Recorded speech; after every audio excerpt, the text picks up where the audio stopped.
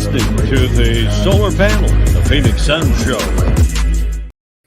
Good morning, everybody. Thank you for joining us on this new edition of the Sun Solar Panel. We appreciate you joining us. I know it's a Sunday morning. People have other things to do on Sunday mornings. So the fact that you guys are here, I really, really appreciate it. How are you doing this morning, Zona? Not too bad. 16 in a row. I wasn't sure if we are going to be able to keep talking about this win streak last weweek, so happy to keep it rolling. And that's 15 wins in 26 days, which is just insane. It's hard to put in words at this point. It really is. It really is crazy. Folks, for joining us here, thank you for joining us. You are listening to the Solar Panel, a Phoenix Suns show. We are talking about the 17-3 Phoenix Suns here today. My name is Dave King. I'm joined by Zona Hoops, otherwise known as Brandon Duenas. And we are broadcasting this on a Sunday morning. We usually do Saturday mornings, but this time it's Sunday morning. I was out of town for a few days with in-laws for Thanksgiving, and now I'm back, happy to be back, and happy to talk about this Suns team. This is just some crazy stuff going on. The Suns are 16-0. Do you know what the longest win streak in Phoenix Suns franchise history is, Brandon? Yep, 17 in a row by Brooklyn's own head coach, Steve Nash, leading the charge back in the day. So that was a really fun team. And I think the craziest part about that team was I believe they had a 15-game win streak. I'm not right sure after. Right after that 17. So that's insane to really think about. Started with 17, then they lost 2 out of 3, and then they won 15 straight. So this team has a long way to go. Do you also, Brandon, do you know, how many times in NBA history that teams have won more than 16 games in a row? I'll just take a random guess, probably in the 15 to 20 range. I'll just go with 16. Do you know when the most recent one was? I'd say Golden State, right? 20. Not the most recent, but certainly the longest in recent history was Golden State at 28. You're right there. So this is the Suns are tied for the 24th longest win streak in NBA history. But in the last decade, only 4 teams have done more than 16-game win streak. And our own Chris Paul has been the point guard for 2 of those teams. You got the Clippers back in 2012, and you have the Houston Rockets back in 2018. They both won 17 games. Then you're right, the Milwaukee Bucks, they won. Well, you're right about the Golden State Warriors winning the most, but Milwaukee Bucks were next at 19 straight back in 2019. And then the Golden State Warriors, they were 28 games in a row back in 2015, 2016. That's some pretty incredible runs. Incredible runs for sure. No, that's crazy. I completely forgot about the Bucks win streak too. So, but yeah, no surprise that Chris Paul and the Rockets are also on that list. Yeah, Chris Paul twice has won 17 games in a row. Neither team made the finals because, as we know, Chris Paul's only trip to the NBA Finals was this past year with the Phoenix Suns. So you can probably guess that he's not as impressed with a 16-game streak as we are on one hand, because he's won 17 in a row, and on another hand, because he knows it doesn't guarantee anything. And a quote he had just last night about this was that it would be nice it would be nice to beat his personal record of 17-game win streaks by winning a couple of games this week. But also, is obviously our goal is to win a championship. But if you don't enjoy the small victories throughout the season, then what are you doing? More than anything, we are having fun. So he's just enjoying it. He's not putting any extra credit, any extra things on the 16-game win streak than just enjoying regular season run and, just setting themselves up and getting better day to day. Yeah, and I think the one thing that's kind of nice about this win streak is like it's giving them a reason to stay locked in and play for like ultimately like meaningless regular season games, especially for a team that's fresh off the finals run. There's kind of going to be that hangover usually early on in the season. But I think that now that they have this number stacked so high, they're just like paying attention to every detail. And it's as close as you're going to get to like a playoff game in November with how locked in they are. So hopefully they can keep it rolling. But yeah, these next few games should be tough. The next few games should be tough. We'll talk about the upcoming games a little bit later in the show. The first thing we want to do is make sure that we give a lot of credit to the current streak. The players are just taking it day to day. They're having fun. I think it's pretty impressive that the last 2 games of this streak were in New York, on the road on back-to-backs. And the Suns, and the toughest team that the Suns had to play was on the second game of back-to-back on the road in New York, which was Saturday night. And they just waxed the Brooklyn Nets. I almost said New Jersey Nets, the Brooklyn Nets. And who would you say on Saturday night against the Brooklyn Nets, who would you say was the Suns' best player? It's crazy to just say anyone other than Devin Booker, but it has to be Mikal Bridges. I mean, the way he impacted the game, 7 steals, doing all the little things. And I think he was a major reason they jumped out to that huge lead, which, you know, you're going to need that against a team like Brooklyn with how quick they can get back into a game. Like, you have to give yourself some breathing room. So I thought the way he guarded James Harden, like you could tell Harden was just annoyed the entire game, which, you know, it's not an easy thing to do what Mikal did, but, you know, they also made Kevin Durant work for his points. I mean, he had 39, but he had to work for him. Like, Durant's going to get his no matter what. So I just thought the way Mikal was all over the place was incredible, and probably the best defensive performance we've seen from him, which is saying a lot. Yeah, what was proved in last year's playoffs is that you can't win by the Nets anyway, but you can't win in the playoffs with only one great player scoring all your points, right? So God, it's escaping me all of a sudden. Who did the Nets lose to in the playoffs last year? Was it the Bucks? Or Bucks, was yeah. it was the Bucks, right? Yep. Yeah. And the Bucks knocked the Nets out, with Durant averaging like 40 points in the series, but they held everybody else down and made sure nobody else just killed them in that series. And so last night, on Saturday night, in fact, I didn't think Durant played very well, like you said. But he still finished with 39 points, yet nobody else on the team had a good game. James Harden is spending the entire season complaining about the refs when he has made his career. He's made his MVP candidacy on the fact that he can bait refs into calling fouls on his behalf when he's not even trying to do anything but draw the foul. And let's talk about Devin Booker, who scored 32 without a single free throw the game before that. And people early in the year were trying to say that Booker's like little slump or like struggles are due to the new rules, which is such BS because he was like in the 20s in free throw attempts per game last year. So like Booker's never been about, you know, foul baiting or anything like that. So I just had to throw that in there. Hey, we want to thank you. Yes, we want to welcome the unknown. We have a few people on here who are able to join our show for the first time in a while because of their work schedules, because we're doing this on a Sunday morning. Looks like we're going to have a few extra people, or a few different people anyway, because there's certainly some people who can't make Sunday who usually do Saturday. So thanks for joining us, the unknown. We appreciate having you back. Yeah, so the whole Devin Booker he's not complaining about not getting foul calls.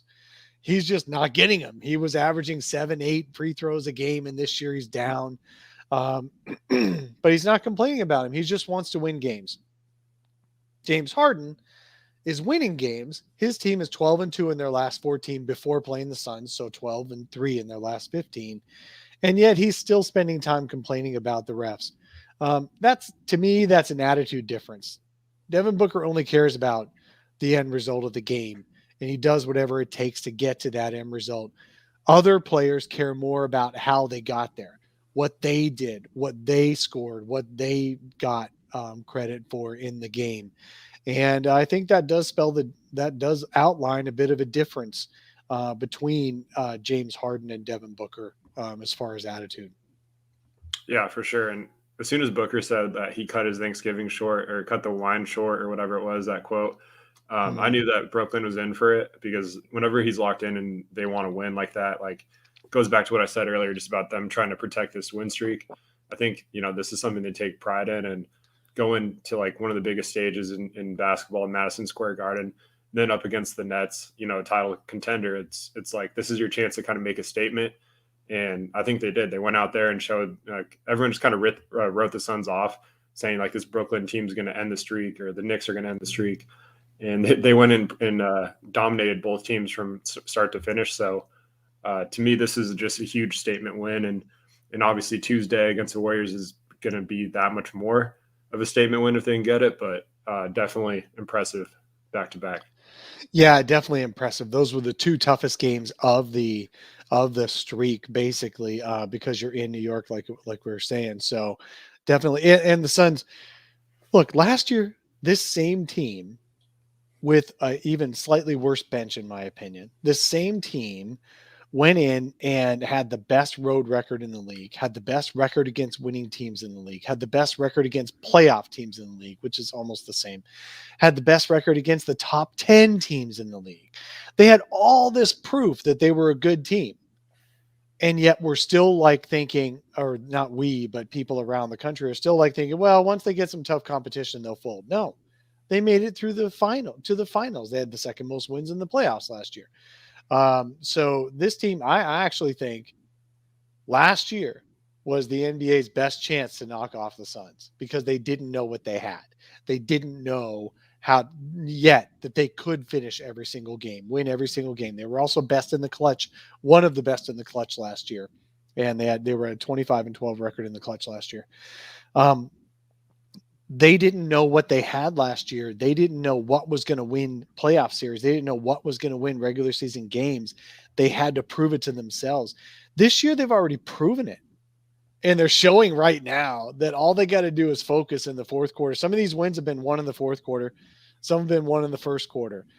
Some have been won in the third. They're winning in all the different ways that a team needs to win. But what's been better, their defense or the offense? What do you think?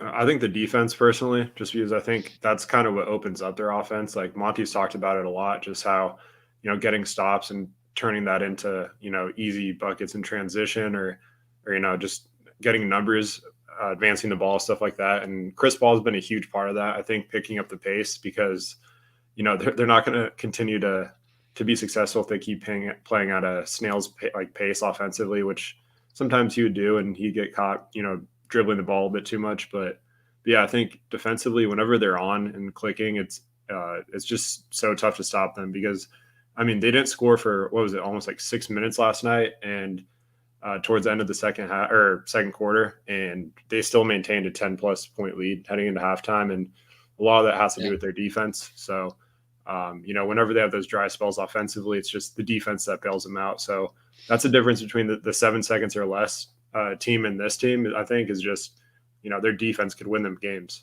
So then that's what makes them so dangerous. They started 8-8 last year and still had, the best road record and all those, accolades you're talking about earlier. And this year they're, the same 20 games are, 17-3. So just, could be a very special season record wise if they continue this ridiculous pace. Yeah, I'm definitely going to say the defense is better. Overall, the defense is second in the league, especially during this streak.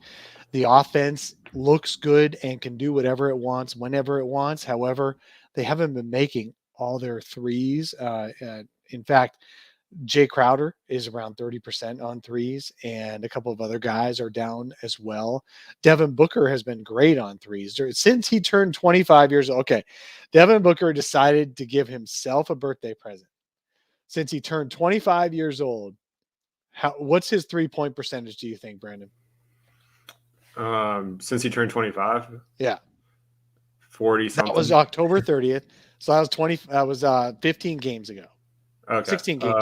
I would say probably 45, 46, maybe closer feels to 50. like it, doesn't it? Yeah, it feels like it. And he's going through a stretch in the last 2 weeks where it is around 50%. But overall, since he turned 25 years old, his Christmas present to himself is to become a 43% 3-point shooter.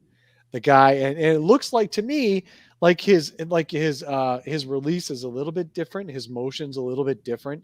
It seemed like he was overthinking it in recent seasons when he was down in the 33 to 34% range. His shot is so pure inside the 3-point line, but once he got behind the 3-point line, it looked like he was taking a bit of a different shot. Now, when he shoots his threes, he looks a lot more in motion, a lot more in control, a lot more knowing what he's doing. I don't know if he's been practicing or if he just had a mental click or what, or just turning 25. You know, some of us just get better at things when we get older. And he's suddenly, in the last month, been a 43% 3-point shooter. The team gave him a winning streak for his birthday. The Suns are 16-0 since his birthday. They were 1-3 when Devin Booker woke up on birthday morning, turning 25. They're 16-0 since. So that was nice of the team to give him a nice winning streak, and nice of himself to give himself a 43% 3-point shot.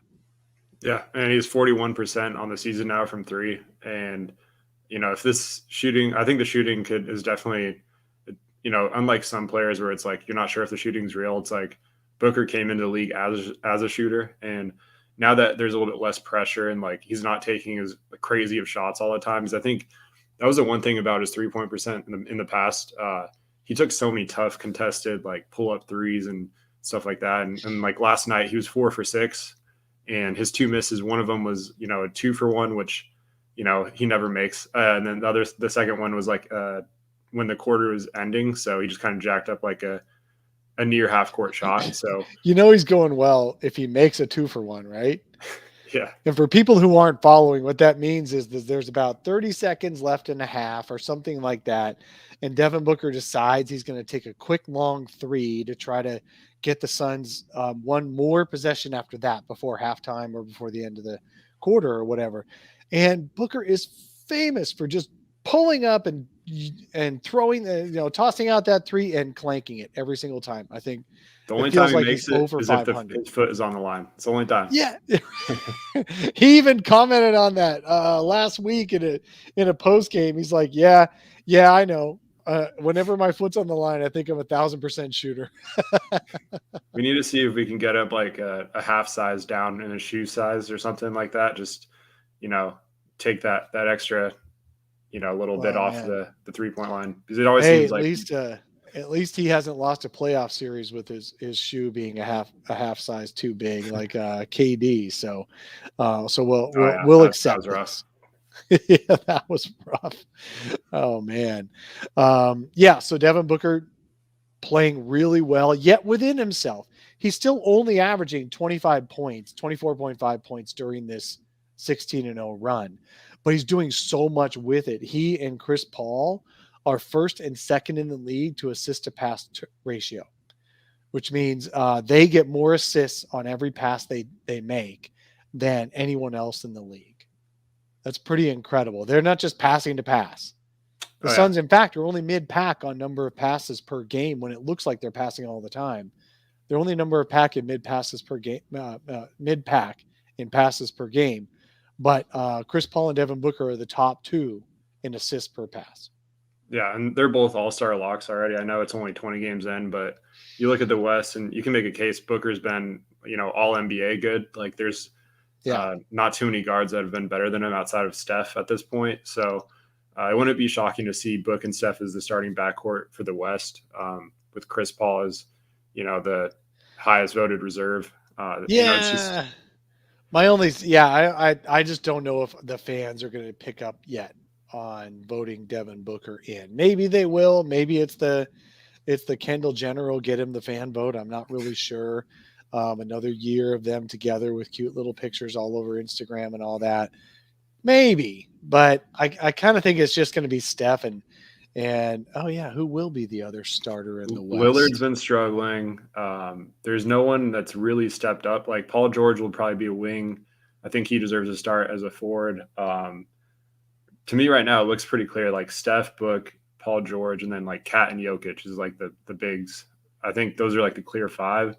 If we're going straight off production, like you can't really argue that, but But as That's far not as with the fan All-Star. vote, do you think it's going to be? I mean, fan vote Yeah, that's a tough is part. always who's been on TV the most, right? And you've got Steph, obviously, is going to get one of the fan vote starts at guard, and I guess Luca Le- comes in at guard, LeBron doesn't will Luca? also just get in, by default, just reputation. So Yeah. So maybe they won't be starters, but I do agree with you that they're all-star locks this year. I think the days of Devin Booker being dissed by the coaches, because as folks, if y'all remember, and we're going to be talking about this off and on for the next couple of months, but if y'all remember, um, James is in the East now, though. If you're talking about LeBron James, yeah, that's a forward. But as far as starting guards, sorry, I was reacting to Thomas Herndon's comment. Um, anyway, where was I? Yeah. So the fans are 50% of the deciding vote for starters in the All-Star game. And then coaches are the 100% deciding vote on reserves for the All-Star game. And both the last 2 years, the fans didn't pick Booker because the Suns weren't on TV enough. And then the coaches didn't pick Booker for whatever reason. Most of my investigation, asking other coaches around the league, asking executives around the league, it's that the coaches never have had to scheme against Booker in a high pressure game before. And so they didn't, they don't pick him as an all-star because they didn't have to stay up at night trying to beat him in a playoff series. Now Booker went all the way to the finals in his first playoff chance. And the Suns were best against the league's best teams last year and this year again. So this year, I think the coaches are going to vote Booker in because they finally had to start scheming against him to win important games that they needed to win. That's why I think Booker now is going to be a lock like Damian Lillard has been for the past decade. Booker's going to now start being a lock for the All-Star game. yeah, and there's no way he's not going to make it. I mean, the Suns are doing what they're doing, and he's been a huge reason why. And obviously, like you said, the finals run. Like, to me, the only thing that would be shocking is if he wasn't starting at this point. But it also would be a little bit just because of there's a lot of factors outside of his control. But yeah, like you said, we need to get the Jenners and the Kardashians to start their little fan club, get them voting or something. That's I don't know. hope I'm not. for the fan vote. I'm definitely. My kids are grown up now, so they're not sitting at home watching the Kardashians every Saturday anymore. So I have no idea. Is that still going? And has Devin Booker made an appearance like Lamar Odom used to back in the Chloe days? I'm not the person to ask for that. I have no You're idea not. either. No clue. I have a feeling Devin Booker is not making too many appearances, even if it is still a big thing, because he's such a quiet guy. It's funny that he's paired up with Kendall Jenner, but he's such a quiet guy. So we'll see. All right, so we think Devin Booker's a lock for All-Star. Chris Paul's a lock for All-Star. In fact, he might be top 5 in MVP voting again. And I think we would all agree that he is, like, when the Suns are kind of going down down a bad path in some of these games, Chris Paul just decides, even just like Saturday night, Chris Paul just decided he was going to make the last 2 shots of the half to put the Suns back up by 10 when Brooklyn had cut it to 5 right before halftime. Chris Paul has just been doing that, and he's continuing to do that. And he's got all of his accolades. He's the only player in league history, I believe, with 20,000 points, 10,000 assists, and his steals numbers. As far as he's the only guy in league history with this combination of points, assists, and steals. It's just crazy.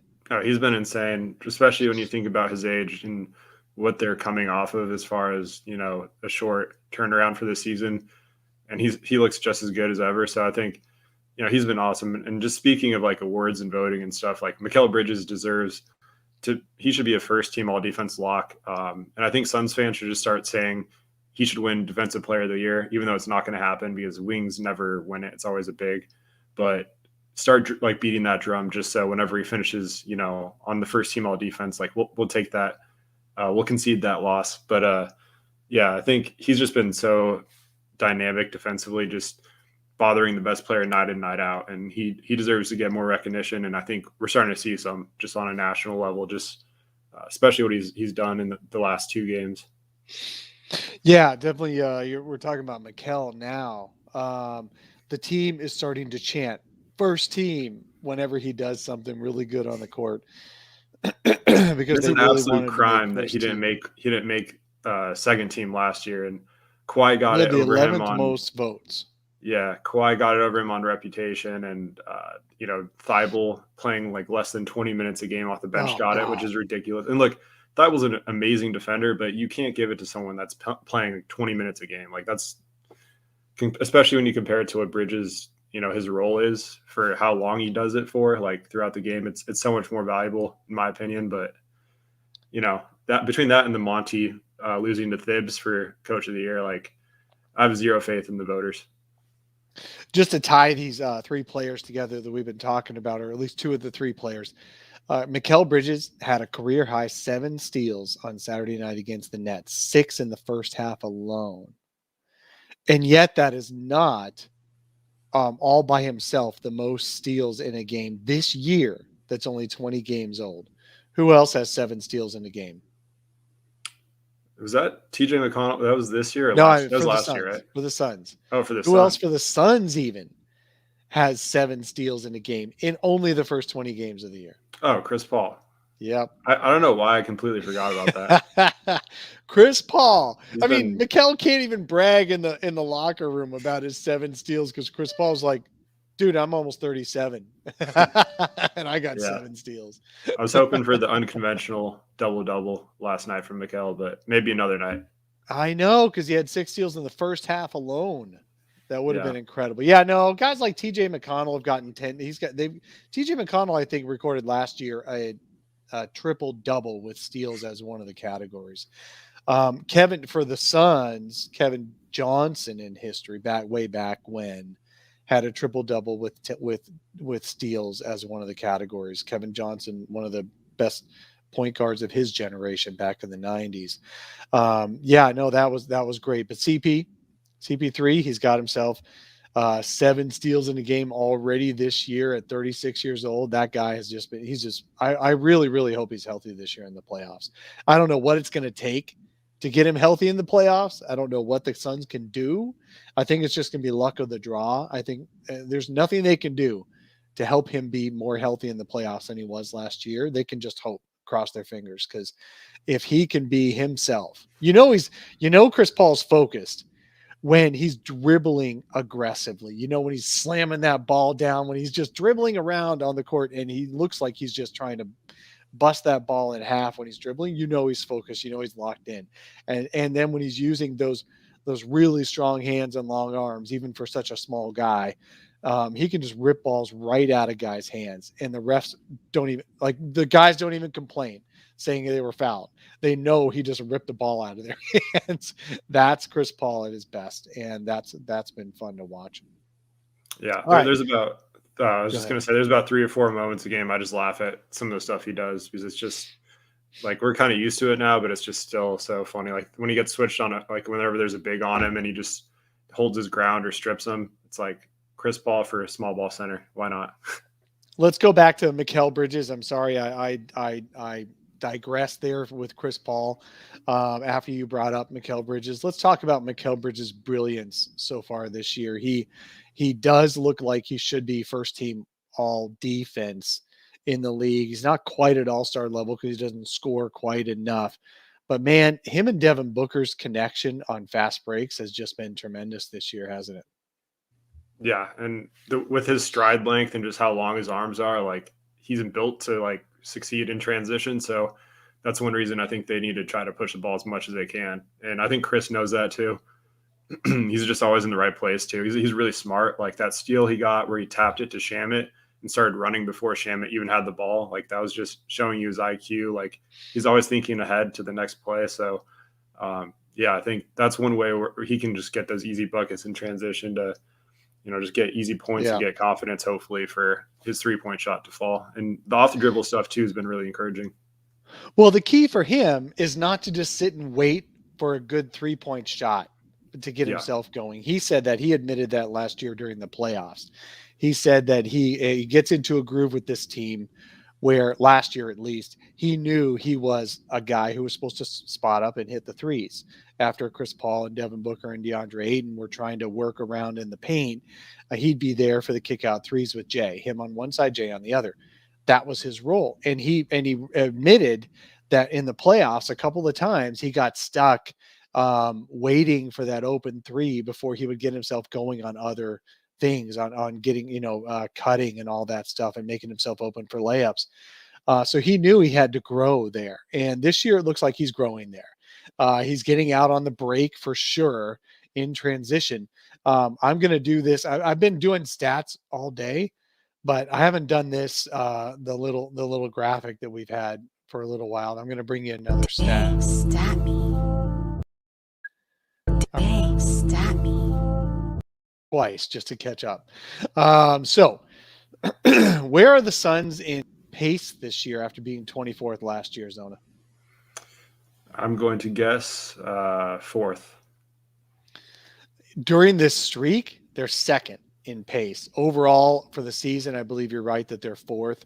But during this streak, they are second in pace. And it's just crazy to think that a Chris Paul team and Monty Williams teams, both of those guys are famous for playing really, really slow. Monty Williams always back with the Pelicans way back when. I don't think you can even count it anymore, but obviously that is his only prior head coaching experience. The Suns were toward the bottom. In his first 2 years coaching the Suns, they were toward the bottom in pace. Chris Paul always been toward the bottom of the pace. Why do you think, how is it that the Suns are second in pace this year? Do you know? I think it's because they need to be. I think Chris understands that their strengths are in transition. Their strengths are pushing the ball. And even though, he's the old grizzled vet, this team is so young. They're at their best when they're attacking, especially Booker and Mikal, I think, are amazing in transition. And when DeAndre runs the floor, like we saw that dunk against the Knicks where he just ran the floor and there's nothing they could do about it. Cam Johnson's been awesome in transition too. And he'll just throw out those dunks out of nowhere where it's just like, damn. And I think just Chris knowing his personnel and knowing that they're going to have to run for them to be successful. And, especially it's a lot easier to do in the regular season too, but in the playoffs, I think that was one of their biggest downfalls, is just playing too slow sometimes. Absolutely. I think what they've done is they've looked at last year's playoffs and they said, where did we come up short in last year's playoffs?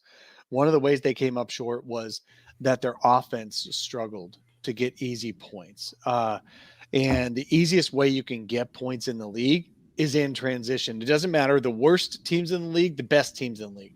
They're all better on points per possession when they're in transition. That's just it, because you have less of a defensive focus happening and scheming against you, because everything is chaos on transition. The Suns were one of the slowest teams in the league. So when their half court offense got bogged down a little bit in the playoffs, they didn't have any easy outlets for points. Now they're doing it. They are not leading the league in fast break points or transition points or anything, but they're in the top half, and they're in the top 10 or so on transition points per game. They're really also speeding up in the half court. They're not taking as much time to kill the clock. One of the things is Chris Paul isn't rolling the ball to half court, and actually that doesn't count against the time of possession, but when he just dribbles slowly, no matter whether a guy's playing in full court defense or waiting at half court, Chris Paul would always just walk the ball up and kill 7.5 seconds, as Wax Monkey says in the chat, would kill 7.5 seconds right there. He's not doing that as much this year, but also they're not making as many passes. The Suns last year averaged dozens more. I can't remember exactly the stat right now, but dozens more passes per game. This year, they're a lot more economical. I mentioned earlier in the show that both Chris Paul and Devin Booker lead the league, 1 and 2 in the league in assists per pass. Last year, they would pass more and get more to good to great, paint to great, things like that. The Suns are getting faster shots this year, and that's important for them to be able to get those easy points, because a defense gets more set the more seconds get run off on the clock.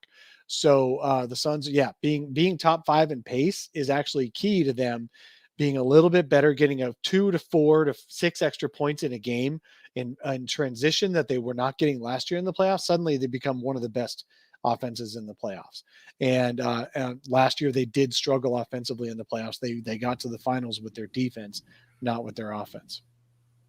Yeah, and I think Mikal just being that third scorer is going to be huge too. Like if he can, once the streak is over and maybe they could like mess around with some stuff a little bit. Like I'd love to see them run more pick and rolls for him and try to maybe go out of their way to get creation reps for him just to build that confidence. And because last year just having that third perimeter scoring threat was just kind of what bit them in the ass against the Bucks. So.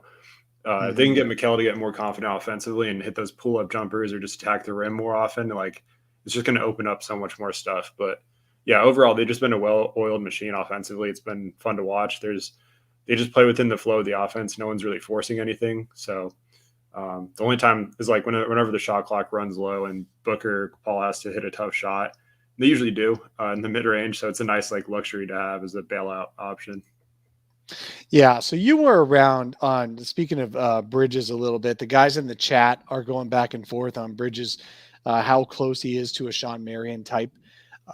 You remember Sean Marion in his prime, I'm sure, during the 7 seconds or less part of the program here with the franchise. Sean Marion, the great thing about Sean Marion is I would say that offensively, Mikal is better than Sean Marion. And I say that only, obviously, Sean Marion scored more points per game. So that sounds weird to say that Mikal might be better offensively than Sean Marion. But Sean Marion really struggled from three. He just got a ton of shots. Sean Marion got more shots in that offense than because Steve Nash would intentionally not shoot very often in those games. And Sean Marion got more shot attempts. So he averaged 18 to 20 points a game. But Mikal is more talented offensively. Sean Marion is just a higher flyer. He made more dunks in a game than Mikal does. Even so, as you're watching Mikal scoring a lot this year, a lot better this year, and Mikal is a much better 3-point shooter. Man, if Sean Marion had Mikal's 3-point shot, he would have been. He was already an all-star every year anyway. But he would have been just that much more dangerous, and the Suns would have been that much more dangerous. Where Sean and both are very good defenders on the perimeter. The reason the Suns even were as successful as they were with guys like Amari Stoudemire and Steve Nash in their lineup, defensively challenged, to say the least, is that Sean Marion and Raja Bell really held them up. Defensively, they covered everybody's mistakes, and that's what Mikal does. Mikal covers everybody's mistakes. So in those senses, Mikal is equal to or better than Sean Marion. Where Sean Marion separates himself is on rebounding. Sean Marion was a career, I'm not exactly sure what his career rebounds per game were, but he was always a double-digit rebound guy, and that was absolutely necessary for the 7 seconds or less Suns to be successful because they needed Marion. Basically, Marion played the 4 a lot, and Amari played the 5 a lot. Yeah, they had Mark West going out there. It's kind of like today's Anthony Davis, where Amari just did not want to play center, and so they had a Mark West or even a Jaron Collins, if you guys remember. They had Jaron. Sorry, I was reacting to a comment by Charles. I'll get back to you in a second, Charles. The Jaron Collins guys and Earl Barron and guys like that. Mari did not want to play center, but he would play center in the key moments. And Sean Marion would play power forward, and they needed Sean Marion's rebounding because Amari was not a great rebounder. So I kind of talked around about that, but basically Mikal is a better shooter. They're both really good on offense overall. They're very, very, very good in transition. Mikal is improving in transition for sure, being that finisher. And they're both really good at perimeter defense, but Marion really, really killed Mikal in rebounding. Mikal still only gets about 4 rebounds a game, even though he gets a lot of opportunities. He's just not a rebounder. Do we love them both? Yes. But why was Sean Marion an all-star over Mikal Bridges, even though they're both playing on great teams, is that Sean Marion rebounded like crazy. Yeah, and along with that, he also shot close to like 20 attempts, like field goal attempts per game. Like you said, Nash was looking to get everyone else involved, and they didn't really have like a booker on that team where, most of the offense is going to go through him. So yeah, I think, I love Marion. He was one of my favorite players, and like the 7 seconds or less Suns team, it doesn't work without him. I thought he was just the unsung hero for so long, and eventually he got sour about that. And there's similarities in Mikal being like that unsung hero for this team and really what makes them click, but minus the ego. And I think obviously he doesn't get as many shot attempts. Like you said, he's a better shooter. And like, who'd rather have on this Suns team, like Marion or Bridges? I think it's Mikal, just because of the 3-point shooting and just how valuable he is at doing the things I think they need. But that's no knock on Marion. He'd be an awesome addition to this team too. And I think he was a little bit ahead of his time. Like guys like him and like Lamar Odom, just dudes that could probably play some small ball 5 in today's game. So I think that's a good comparison. It's one that I think will always stick for that third guy as like the glue guy in a sense. So well, that's a huge testament to Mikal to now be in a conversation that puts him close to a level, if not at the level of Sean Marion. I think that's great. In the past, I never would have made that that comparison because Sean Marion, I think people forget how great Sean Marion really was. Because it's been 15 years since he played for the Suns, but he was really, really incredible. Would I trade him straight up prime Sean Marion for Mikal Bridges? I still might. I probably will. I think I would. 27-year-old Marion his numbers were insane. Yeah. So I would definitely still trade them up straight up, but Mikal is the guy that I really want on this team long term, and it's great that the Suns have him under contract for the next 5 years, including this one because he's still under rookie contract for this year, then the 4-year extension. So that's pretty incredible. But it's a big testament to him that we're still talking about him as potentially being on that level. Real quick, I want to mention Charles. Yes, Dave, you laughed when I said we were going to win 20 in a row last live stream. Anytime you suggest a team can win 20 in a row, I'm going to laugh. I'm still going to laugh. I'm going to laugh in joy if they actually do it because I laugh a lot. I'm a laugher. So thank you for making that prediction. If that was the first and only time you ever made that prediction for the Suns and you get it right, then you win a prize. You get the prize of me not laughing at one of your next predictions. You tell me which one it is, and I won't laugh at it. All right, now let's move on to looking forward. We're about 42 minutes in, and we have not mentioned the Tuesday game yet. The Suns 3 times in the next 28 days, including twice in the next 5 days. The Suns play the best team currently in the Western Conference at 17-2 right now, the Golden State Warriors. Have you watched much Golden State this year? Yeah, I have. They've been really impressive. I was a little bit skeptical heading into the season with how high some people were, but they're both sides of the floor. They look like the Suns do, honestly, just a really well-oiled machine that executes. So that's why I think, for a Christmas Day game too, like that's such a good choice. It's just going to be like pure basketball. Should be exciting. And it kind of sucks that the second time they play will be, the second of a back-to-back for the Suns. So, I'm hoping they can take care of business on Tuesday and then, get that win against Detroit, set the record. And then from there, it's like, all right, second of a back-to-back. If the streak ends here, so be it. But yeah, Golden State's looked really impressive overall. All right, I'm going to have to laugh at another chatter's comment, and I'm going to put it up on the screen here. Splash God says that Ayton is getting played off the floor. I think that is absolutely ridiculous. In fact, I'm going to predict Ayton gets almost a 2020 game in this. He keys up for big games. He really keys up for big games. He shows he did not play well in the New York games, but he's definitely going to key up for this one. And I predict Ayton gets close to a 2020 in that game, and he's one of the biggest reasons the Suns win if they're going to win. Ayton doesn't get played off the floor. He sometimes doesn't show up like intensity wise and getting himself open for roles and all that, but he's not going to get played off that floor. I think that's fun. That's funny to make that comment. We'll see. But anyway, yes. So the Warriors have just looked really, really good. For those who've watched a little bit of Warriors or a lot of bit of Warriors, I don't know which ones you are. The Warriors, for all the accolades that the Suns are getting so far this year, the Warriors are getting more, and they deserve it because they're playing so well this season. Their passing is just incredible. They're a team that passes a lot more than the Suns in every possession, and every one of those passes are with intent. They have passed. They probably have the most hockey assists in the league, which is making passes to set up assists. It's incredible watching these guys play. They're very fun. The Suns are going to have a very tough time against them.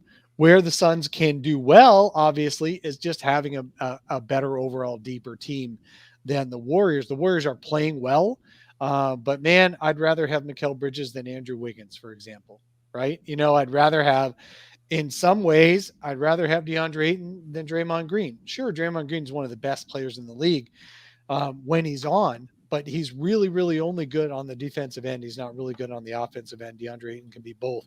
There's really only one guy on Golden State I'd rather have than who the Suns have, and that's Steph Curry. Can Steph Curry lead the Warriors to wins 2 out of these next 3 out of these next 3 against the Suns in the next 28 days? Maybe. He's that good. Maybe. But as Blaze says, you put Mikal on Curry and let's see what happens. Let's see how it goes. You put Draymond Green in the post against DeAndre Ayton. He's going to have to foul Ayton. He's not big enough to stop Ayton from scoring. He might be able to knock Ayton off his position a couple of times, but if Ayton's really focused, Draymond can do this. I just think Steph Curry, if he scores 50, the Golden State might win. But I don't see the Golden State Warriors winning a game where Steph Curry scores less than 35. What do you think, though? Yeah, I think it's just going to come down to, no one person can guard Steph. It's a team effort. So I think the Suns are built as a team to kind of slow him down, at least, especially with all the switching they're capable of doing. And like you said, DeAndre doesn't really get played off the floor. He can guard on an island. Like, obviously, you don't want him guarding Steph, but you don't want anyone guarding Steph really outside of like Mikal or maybe Chris. But yeah, I think it's just going to be a battle of team basketball. They both share the ball. And I kind of disagree with the fact that Steph would have to score 35 plus, because we've seen they beat good teams with, Jordan Poole stepping up or Wiggins stepping up, stuff like that, just because of teams overcommitting to Steph. So I think you're fine with him having kind of what Kevin Durant did last night, where he scored 39 and, the Nets were still not able to win. I think a similar approach to where no one else is getting anything going. It's just Steph, but you're still doing your best to contain him, making him earn those points. That's probably the best way to beat them. When they're moving the ball around like crazy, like we've seen the Suns kind of do that in the past where everyone's involved. That's when they're the toughest to beat. So, I think it's going to be a great game. Good test for both teams because, to me, these are the clear top dogs in the West and, possibly the league right now. So should be a great one. So Greg puts something in the chat that I thought is worth us talking about. Greg G puts in Booker and Mikal will be on Curry.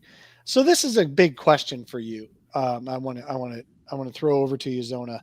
Yeah. Would you put Mikal on Curry to try to contain Curry? Or would you put Booker on Curry and let Curry cook, but use Mikal to get in the passing lanes and get some steals and kill their passing?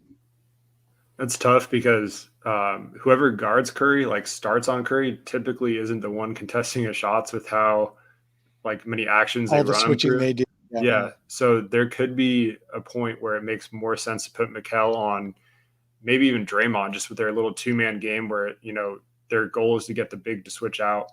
Yeah. If you have Mikal on that, just completely blowing that play up, then that could be a smart way to kind of neutralize that. But yeah, I think it's tough because Mikal can fight around screens probably better than anyone. And I don't know.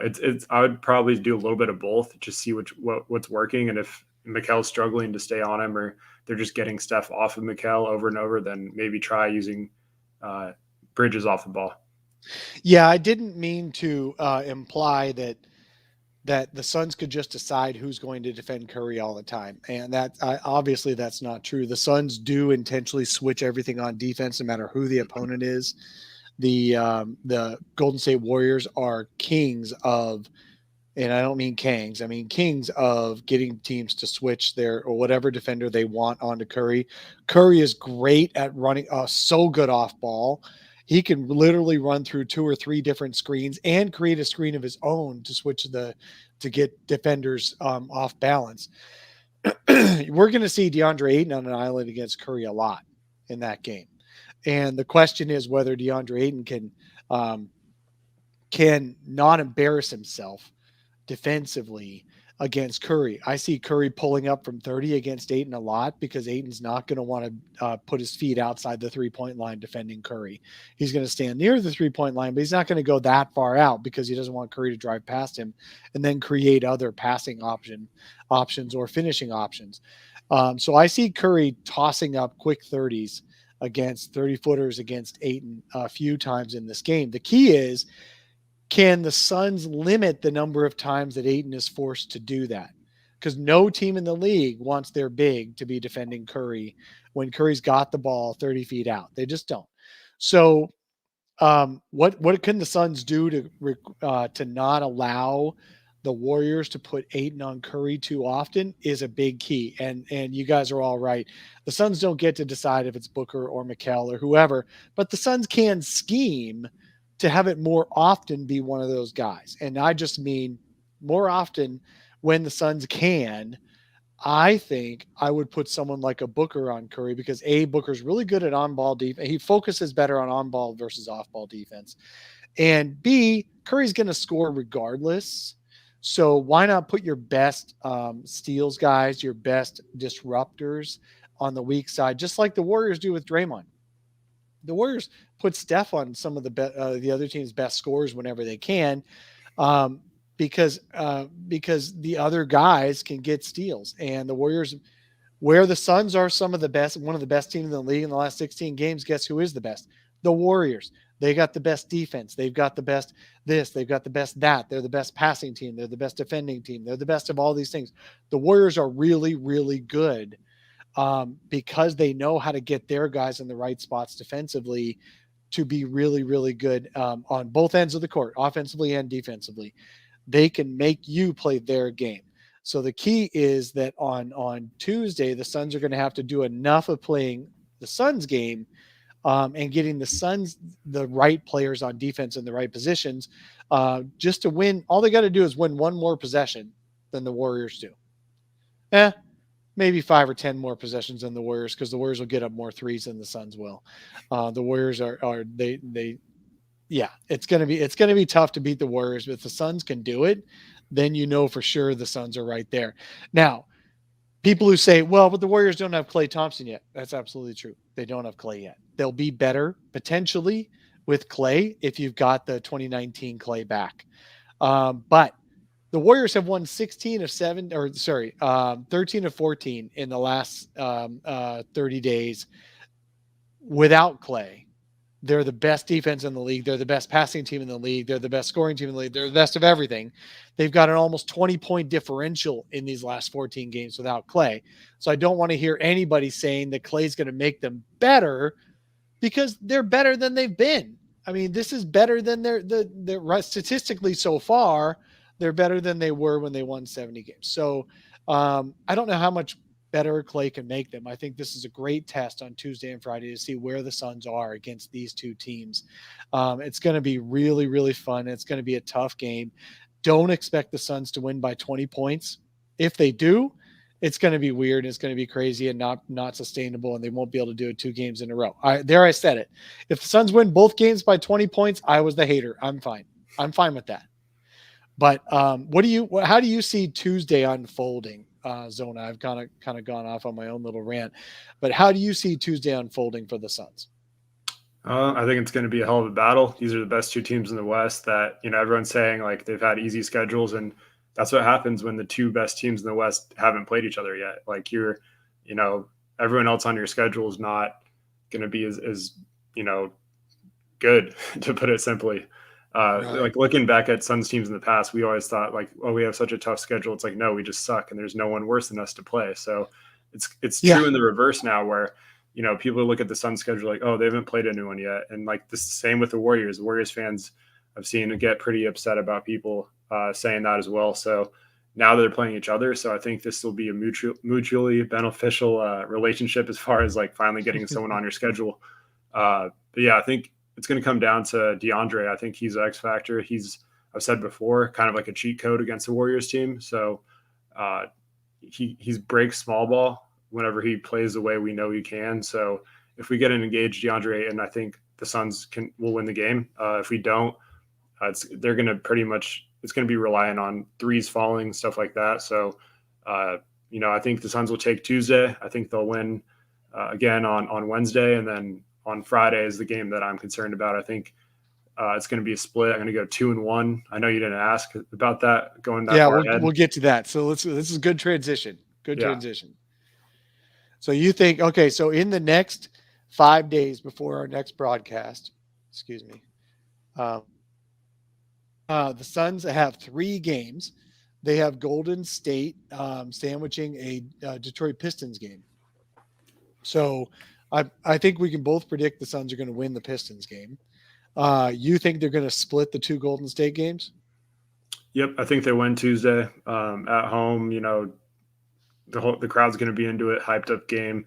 It's going to feel like a playoff game, I think, and they feed off that. And like I said, the Warriors haven't really been tested either, just like the Suns. But the Suns are coming off like the New York road trip, so I think trying to protect their win streak. So I think there's definitely a lot more at stake for them as far as staying locked in. But the Warriors also want to make a statement win too and break the streak. So it's just awesome because it's kind of like there's a lot of similarities between when Golden State first took that leap, like we're seeing with the Suns now. And now the Warriors are like the team that's been there and done that, and they're kind of revived a little bit. So I think it's just going to be an awesome, battle of like the youth versus like the experience type thing, even though we have Chris Paul, obviously, but just seeing like this team that plays team basketball with their stars and plays the right way, get this far, going against a team that kind of started that and maybe took some notes from the 7 seconds or less Suns team. It's just kind of come full circle. So it's going to be awesome. It is going to be awesome. I think it's going to be really fun. I'm one of those guys who looks at like the mental makeup of a team and how likely they are to win a game based on the kind of mood they're in. Like if you think you've got a win in the bag, I think you're more likely to lose, your first game back from a long road trip, a successful road trip, than if you don't think you've got the win in the bag. So I actually think the Suns are going to be more focused against Golden State than they would have if it was Detroit the first game home after the road trip. Yeah. Not that they would lose to Detroit. I'm just saying they'll be more focused. They'll be more hyped. And they're going to need that. They're going to need to play their best basketball against Golden State on Tuesday. And then Friday, if you win on Tuesday, then Friday is just, icing on the cake, right? It's a freebie. You can lose Friday. It's totally fine to lose Friday if you've already won Tuesday. If you win Tuesday, it's a gotta win on Friday, and then that makes it a little bit iffy. We'll talk on Saturday morning about what happens if the Suns go 0-2 against the Warriors this week. Does it even mean anything? And I predict right now that I'm going to say it didn't mean anything because it's only regular season. So but you're predicting 0-2? No. I'm not predicting that at all. Oh, and by the way, we've gone through this entire hour without giving Damon his props for last week. He predicted a 5-0 week. Yep. Because we knew we were not going to record on Saturday, and he was right with 5-0. I think you predicted 4-1, and I think I predicted 4-1. Yeah. So Damon, big props to you. I hope you're still listening. I know you were here at the beginning of the hour. This week, I'm going to predict 2-1 as well. Zona, you're predicting 2-1. I think we're both just being conservative, saying it's going to be really tough to sweep Golden State. Yeah, last 3 weeks I've said I think it was 3-1, then 4-1. So I'm just going to keep going with the one. Stay humble and hopefully get proven wrong. Just got to keep the tradition going. Yep. So we're going to go 2-1. I'm going to post a comment in the chat on both Facebook and YouTube. see what everyone else thinks. Rao did predict 5-0 as well this past week, and we already talked about Charles thinking they were going to get to a 20-game streak. So obviously, he predicted 5-0. So I think this week it's 3 games, and 2 of those are Golden State. Charles is now predicting 3-0 because he thinks his 20-game streak is still live, and I don't doubt that he should think that. Fallen Founder predicts 2-1. Blaze 3-0. Fabio 2-1. We lose to Detroit. It's possible. That's quite that would possible. be something. Yep. Rick Johnson 3-0. Richie Mariotti 3-0. Joselito Lopez 2-1. Nicholas Blackiston. We got 2-1 split with Golden State. Joselito says 18-game win streak. By the time we're back on here, ooh, wait a minute, Joselito. If you predict 2-1, that means you think they lose on Friday night, and the win streak ends at 18. When we record again, Zona, it's going to be 19 games. I don't think they're going to still be they're not going to be 19-0 on that streak. Sorry, guys. I'm a negative Nelly. I'm a guy who actually is more reasonable. It's unreasonable to assume a 19-game streak. Especially considering they're playing, the best team in the league right now in 2 of those 3 games. So that changes the conversation. If it was like the Pistons, like, Magic and, Mavericks or something like that, then I would say 3-0, but it's not. So who do you predict is the unsung hero of the week? Now, who we've talked about on this show so far has been Chris Paul, Devin Booker, Mikal Bridges, and DeAndre Ayton a little bit, but he was kind of just there this past week.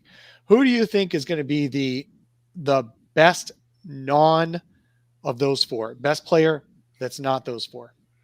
I'm just going to shoot my shot and say Cam Payne has a huge game against the Warriors at home. Seems like every big game in the playoffs, just feeding off the crowd, he's stepped up. So I'm going to say we're going to get one of those classic Cam Payne energy games where he's just hitting pull-up threes, driving to the rim and throwing it, 10 feet in the air and just, falling in. So I'm going to go with Cam Payne. He's going to be the reason they win on Tuesday. All right. You're picking Cam Payne as the unsung hero of the week. Folks, why don't you put in the chat, who do you think is going to be the best player of the week? Rick Johnson says it is Ayton's week, and we only kind of marginally mentioned him, so I'll give you credit for that, Rick. Nicholas Blackson says Payne. Rick Johnson says or campaign. If it's not Ayton, that's fine. Wax Monkey says dual overhead cams. So all right, campaign and Cam Johnson having big weeks. Heshan Tabak says Shamit against the Warriors. Rick Johnson also, man, Rick, I think you're going through the whole roster right now, Rick. So Shamit could be big as well. I'm hoping everybody has a great week. Let's just say it. But earlier in the chat, and I don't have the comment up right now, but somebody said JaVale McGee is going to have a big week. I think JaVale's been great this past few weeks. He's been really, really great, and he's going to continue to be really good. JaVale has 2 championship rings with the Warriors of their 3 that they won in that 5-year stretch. JaVale was with them for 2 of those. Will JaVale have a big game this week? Yeah. Will he have 2 or 3 big games? Sure. I think they've got a great chance for JaVale McGee to be the big non-starter hero for the week this week. So either way, no matter what, I love it that the Suns have a lot of options and a lot of guys who have proven themselves as being able to step up for big games when needed. Could be any of those guys. We mentioned the entire bench already. Somebody asked, what's the status on Frank? Frank, there's nothing positive about Frank. He's got a stress reaction in his knee. Those things don't heal very fast. So don't expect to see Frank again for a while. The Suns need Ayton and JaVale to play all those center minutes going forward until Frank is able to come back.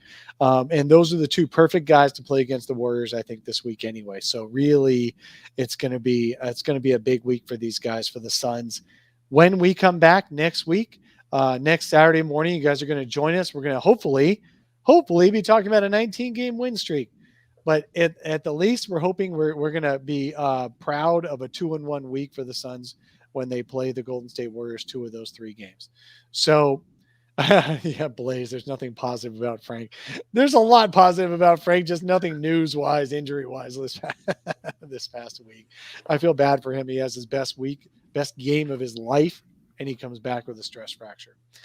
So, no, I don't hope. I really don't hope that we get a lot of Nader minutes. Rick, no, I don't want to see Abdel Nader this week at all. Please, let's just go with a nice, tight 9-game rotation, nine player rotation that just has the 2 cams and Shamit and JaVale coming off the bench this week. That's what I want to see. All right, folks, I really appreciate you. I want to have a couple of public service announcements right now. Please, if you don't mind, if you've got $11 to spare, I would really appreciate it if you would make a donation to Brightside Night. That's coming up in the February 16th. The Suns are going to be playing the Houston Rockets. Every $11 you donate sends another first responder or healthcare hero to the game on February 16th. And last time we did this, last year we were off because of the pandemic. The last time we did this, we spent 4,400. We sent 4,400 people to the game. That was kids. This year we're going to focus on first responders and healthcare heroes. Let's get some people to those games. I put the link in the chat. It's really simple. Suns.com/brightside. Make a donation and put a smile on people's faces that need it. So we'll see y'all. We'll see y'all next time, next Saturday morning. Zona, tell us where they can find you around the interwebs.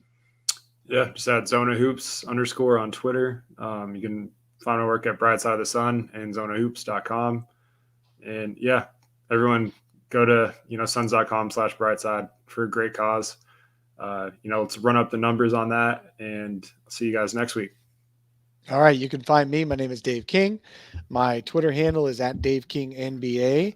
You can see my writing at brightsideofthesun.com. And I'm sure we'll put up a midweek. We missed last week because of the holiday, but we'll put up a midweek pod. Make sure you subscribe to the audio feed of this podcast, Sun Solar Panel. You can find out any of your podcast apps. Hit that subscribe button so you get notified when we do midweek interviews. And we'll talk to you guys again soon. Love you all. Thank you for being here.